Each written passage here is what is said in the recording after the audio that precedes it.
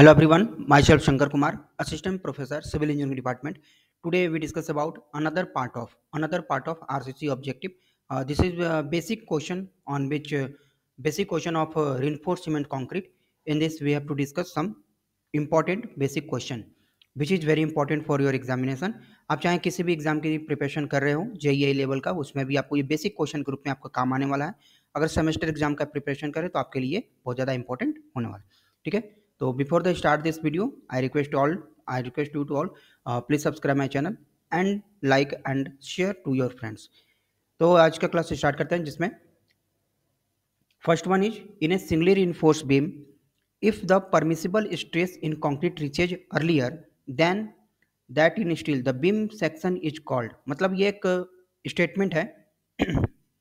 इसके लिए चार ऑप्शन आपको दिए हुए हैं कि अगर परमिसिबल स्ट्रेस कंक्रीट में पहले आता है स्टील के पहले तो वो बीम सेक्शन हमारा क्या कहलाएगा. तो कंक्रीट में पहले आता है तो उसको हम लोग कहेंगे ओवर इनफोर्स, और अगर स्टील में पहले आता है तो उसको हम लोग कहेंगे अंडर इनफोर्स. ठीक है, इसी में सिर्फ आपको ये चेंज करते स्टील की जगह कंक्रीट, कंक्रीट की जगह स्टील करते तो वो ऑप्शन चेंज हो जाएगा, अंडर इनफोर्स हो जाता है. Next one is the minimum number of main steel bars provide in RCC. RCC में minimum number of steel main bars हम लोग कितना प्रोवाइड कर सकते हैं. तो बात कहा गया है कि सर्कुलर कॉलम है तो मिनिमम 6 होगा, रेक्टेंगुलर है तो मिनिमम 4 होगा, ऑक्टागोनल है तो मिनिमम 8 होगा, यानी कि सभी ऑप्शन यहाँ पर सही है. Next one is in a singly reinforced beam the effective depth is measured from its compression edge to. Singly reinforced beam के केस में कहता है कि आपका कंप्रेशन एज से कहाँ तक इसको इफेक्टिव डेप्थ को हम लोग मेजर करते हैं. तो यहाँ पर जैसे कंप्रेशन एज हमारा टॉप का होता है और यहाँ तक के डेप्थ को हम लोग कहते हैं इफेक्टिव डेप्थ. कहता है कंप्रेशन एज से कहाँ तक होगा, तो आपके पास चार ऑप्शन है, tensile edge and tensile reinforcement, neutral axis of beam, longitudinal. तो टेंसाइल आपका ये करेक्ट आंसर हो जाएगा, टेंसाइल रिइंफोर्समेंट तक का हम लोग इसको यूज करते हैं. Next one is which one of the following set of value given the clear minimum cover in mm for main reinforcement in slab, beam and column and footing respectively according to IS 456-1978. यानी कि ये आपके पास में option दिया हुआ है, कहता है कि मेन रिइंफोर्समेंट से आपका क्लियर कवर कितना होगा स्लैब, बीम, कॉलम और फुटिंग के केस में. बहुत इंपॉर्टेंट है, ये क्वेश्चन बहुत बार पूछा जा चुका है.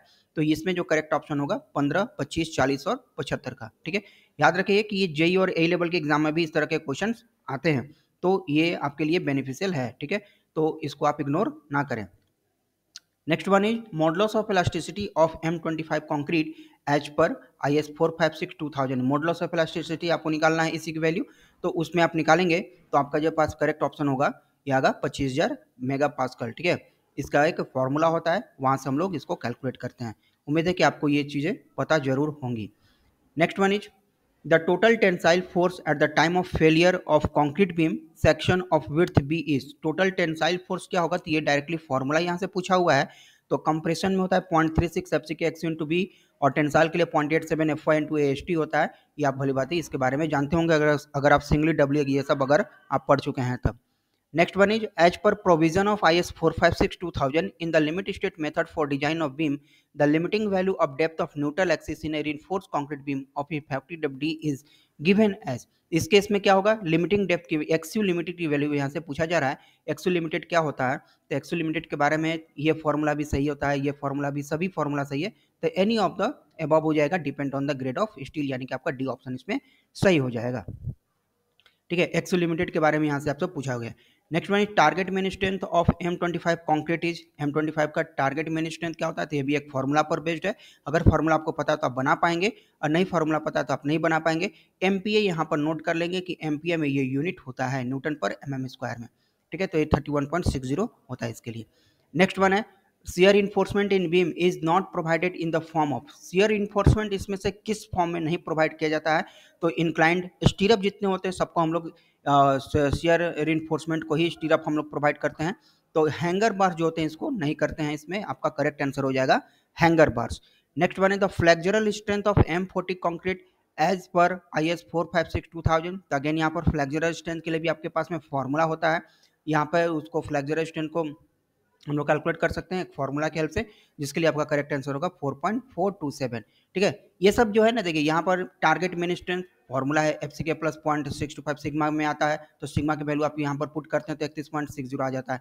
ठीक है, ऐसे ही फ्लेक्सुरल स्ट्रेंथ हो गया, मॉडुलस ऑफ इलास्टिसिटी हो गया 0.5 अंडर रूट एफ सी के होता है मॉडुलस ऑफ इलास्टिसिटी के लिए। तो इस तरह से आप इसको लिए फॉर्मूला से आप इसको कैलकुलेट कर सकते हैं। अगर फॉर्मूला आपको याद रहेगा तो बनेगा, अदरवाइज नहीं बन पाएगा आपसे ये क्वेश्चन। नेक्स्ट वन है shear reinforcement is provided in the form of, shear enforcement किस में हम लोग प्रोवाइड करते हैं, वर्टिकल स्टीरअप। देखिए स्टीरअप जहां भी देखेंगे ना वो शियर इन्फोर्समेंट ही होता है, और बेंटअप बार भी शियर इन्फोर्समेंट हम लोग प्रोवाइड करते हैं, ये बेंटअप बार्स में। तो ऑल ऑफ द अबव ये आपका आंसर, डी आंसर इसके लिए करेक्ट होगा। Next one the spacing of stirrup neat नहीं होगा, नियर होगा, यहाँ पर near the support is, support के नियर में स्पेसिंग क्या होगा आपका, तो इसके लिए जो करेक्ट आंसर होगा वो मिनिमम होना चाहिए। Next one is the minimum length of bar which must be embedded in concrete to develop full stress is called, full stress develop करने के लिए मिनिमम लेंथ बार का कितना होना चाहिए, तो ये डेवलपमेंट लेंथ वाला क्वेश्चन है आपका, यहाँ का करेक्ट आंसर जो होगा वो डेवलपमेंट लेंथ का होगा। Next one bond, bond can be increase by, bond को इंक्रीज किया जा सकता है, चार ऑप्शन आपके पास में दिए हुए हैं, किसके द्वारा बॉन्ड इंक्रीज किया जा सकता है, तो चारों ऑप्शन, मतलब कि ये तीनों ऑप्शन आपके पास में सही है। प्रॉपर क्यूरिंग करेंगे बॉन्ड स्ट्रेस बढ़ेगा, यानी कि उसके बीच की पकड़ बढ़ेगी। डिफॉर्म बार करेंगे, डिफॉर्म बार का यूज करेंगे, वहां से भी बॉन्ड स्ट्रेस बढ़ेगा। रिच मिक्स कंक्रीट यूज करेंगे, वहां भी आपका स्ट्रेंथ बढ़ सकता है। Next one is shear taken by bent up bar is limited to, shear जो है बेंटअप बार से कितना आता है, तो इसके लिए जो करेक्ट आंसर होगा ये आ जाएगा सी नंबर VS/2 आपका ये करेक्ट आंसर होगा। Next one shear reinforcement is provided to resist, shear reinforcement हम लोग किसको रेसिस्ट करने के लिए प्रोवाइड करते हैं, तो डायगोनल टेंशन को रेसिस्ट करने के लिए प्रोवाइड करते हैं। Next one is for deform bars bond stresses, deformed bars के लिए बॉन्ड स्ट्रेस की वैल्यू क्या होगा, तो मोर देन प्लेन बार से ज्यादा होगा। डिफॉर्म बार का मतलब हो गया HYSD, ठीक है, high yield steel deform bars इसको कहते हैं, HYSD 415, यानी 250 के ऊपर जो भी आते हैं HYSD कैटेगरी में आते हैं, तो प्लेन बार से ज्यादा ही इनकी बॉन्ड स्ट्रेस की वैल्यू होती है। नेक्स्ट वन है in is a slab floor system the end beams is called, is a slab floor system and the end beams is called edge, floor slab system में उसको क्या कहते हैं, तो हम लोग उसको टी बीम के नाम से जानते हैं, वेब एंड बीम्स होगा, यहाँ पर वेब छूट गया है। नेक्स्ट वन है intermediate beams in a slab floor system cast monolithically is called, intermediate beam जो स्लैब फ्लोर सिस्टम में कास्ट किए जाते हैं उसको हम लोग क्या कहते हैं, चार ऑप्शन है आपके पास में, तो उसके लिए भी हम लोग टी बीम कहते हैं। यानी कि देखिए ये जो स्लैब फ्लोर सिस्टम होता है इस तरह का, ये आपका स्लैब रहता है, यहाँ से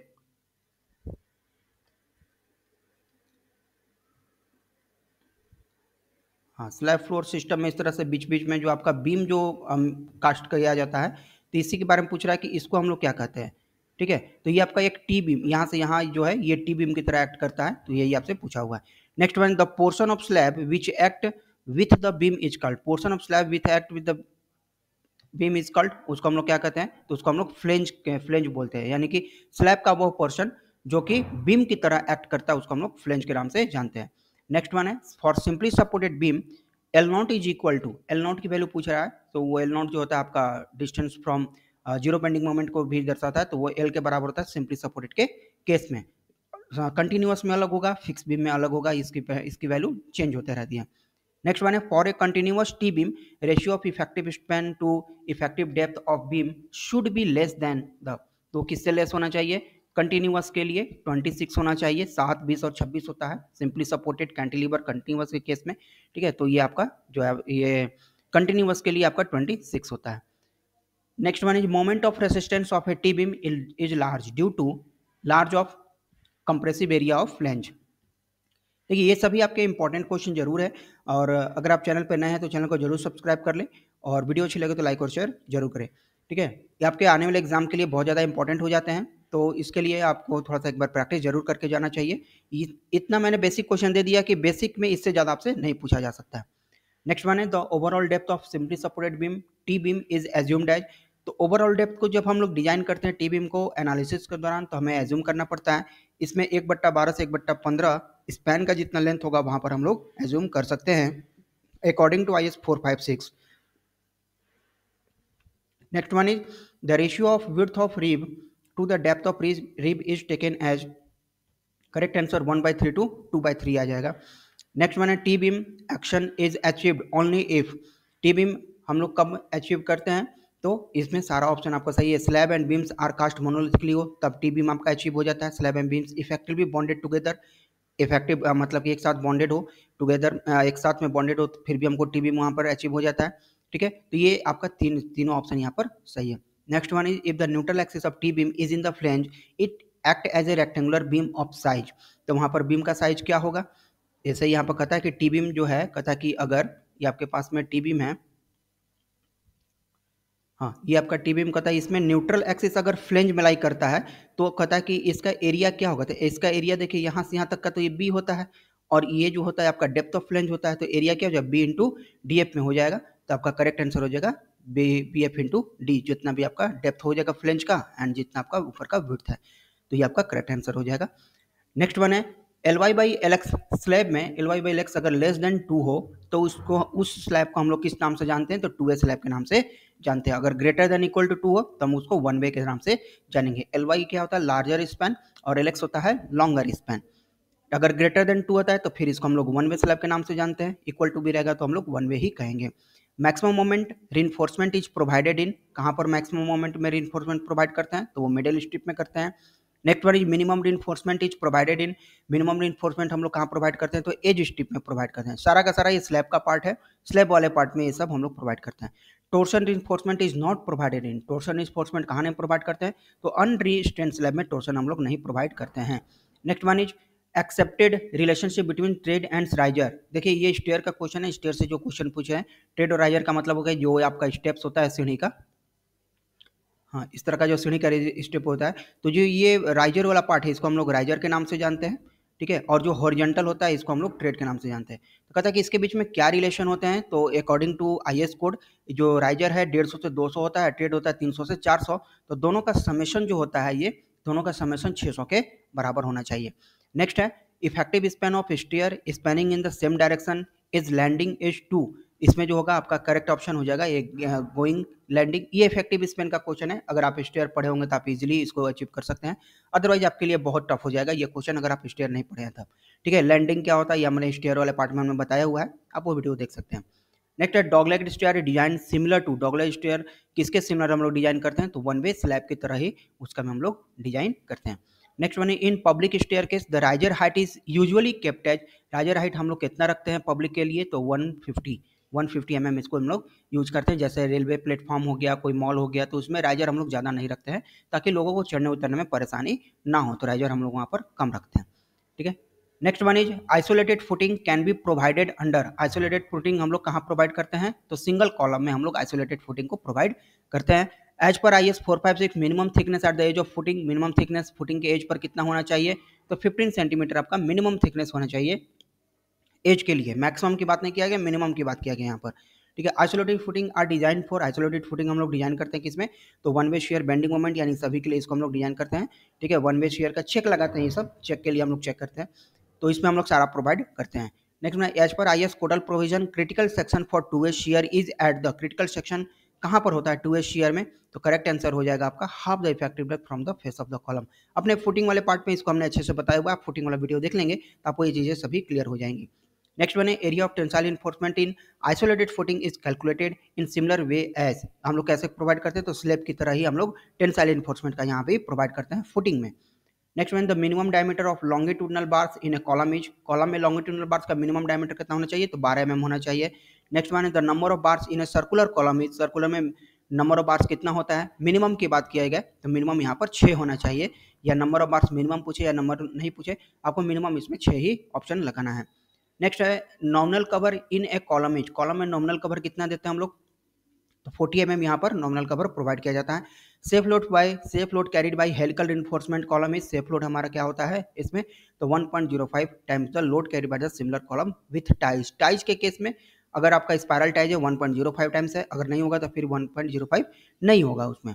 ठीक है, pitch of lateral ties should not be more than, pitch हमारे पास में लेटरल टाइज में 300 से ज़्यादा नहीं होना चाहिए। पिच का मतलब हो गया कि ये लेटरल टाइज के बीच में जो आपका डिस्टेंस हुआ ना, ये सर्कुलर कॉलम में इसके बीच का जो डिस्टेंस हुआ ये आपका पिच कहलाता है, तो वो पिच कितना से ज़्यादा, किससे ज़्यादा नहीं होना चाहिए, 300 से ज़्यादा आप इसमें यूज नहीं कर सकते, एज पर कोड की बात मैं कर रहा हूँ। नेक्स्ट वन है the slenderness limit for a column is, column का सिलेंडरनेस लिमिट कितना होना चाहिए, तो ये 60 होना चाहिए। Short column fail by, short column किस में फेल करता है, तो वो क्रशिंग में फेल करता है, आपका करेक्ट ऑप्शन हो जाएगा crushing.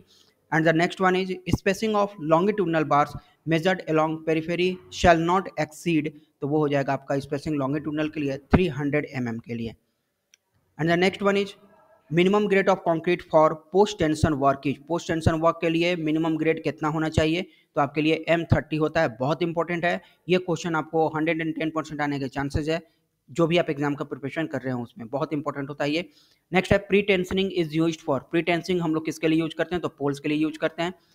In pre stress concrete the materials used are, materials हम लोग क्या यूज करते हैं प्री टेंशनिंग के प्री स्ट्रेस कंक्रीट के लिए, high strength steel and high strength concrete के लिए हम लोग उसको लिए प्रोवाइड करते हैं। Next one pre stressing can eliminate, pre stress क्या एलिमिनेट करता है, तो टेंसाइल स्ट्रेस को एलिमिनेट करता है। The whole concrete area is effective in, whole concrete area effective कहाँ होता है, तो इसके लिए correct option pre stress concrete में आता है। Next one pre stress concrete members are, pre stress concrete members हमारा क्या होता है, तो थिनर देन आरसीसी होगा, आरसीसी वाले मेंबर से थिनर होता है क्योंकि इसमें जो हम लोग बार्स यूज करते हैं वो उसका कैपेसिटी ज़्यादा होता है, ठीक है। And the last one is the stand is made of, stand किसका बना होता है, तो वो एक वायर का बना होता है जिसका डायमीटर होता है 8 से 10 mm का और वो बंच होता है 6 वायर्स का, ठीक है। तो इतने सारे क्वेश्चन थे पूरे कंक्रीट का, पूरे आरसीसी का, स्टार्टिंग से एंड तक का, यानी कि टोटल चीज़ों को इंट्रोडक्शन से कंटिन्यू करते हुए प्री स्टेज हमने इसको इंक्लूड किया हुआ है और यहाँ से बेसिक क्वेश्चन आपको यही बन सकते हैं। अगर आप सेमेस्टर एग्जाम का प्रिपरेशन कर रहे हैं तो इसकी ये वीडियो आपके लिए बहुत इंपॉर्टेंट है। अगर आप किसी कंपटीशन का प्रिपरेशन कर रहे हैं तो और भी आपको क्वेश्चन की जरूरत पड़ेगी, टाइम टू टाइम हम यहाँ पर अपलोड करते रहेंगे। तो आज के क्लास में इतना ही, मिलते हैं अपने नेक्स्ट क्लास में कुछ नए टॉपिक के साथ। वीडियो अच्छी लगे तो लाइक और शेयर जरूर करें, चैनल पर अगर नया है तो चैनल को जरूर सब्सक्राइब कर ले ताकि आने वाले वीडियो भी आपको मिलती रहे। Thank you.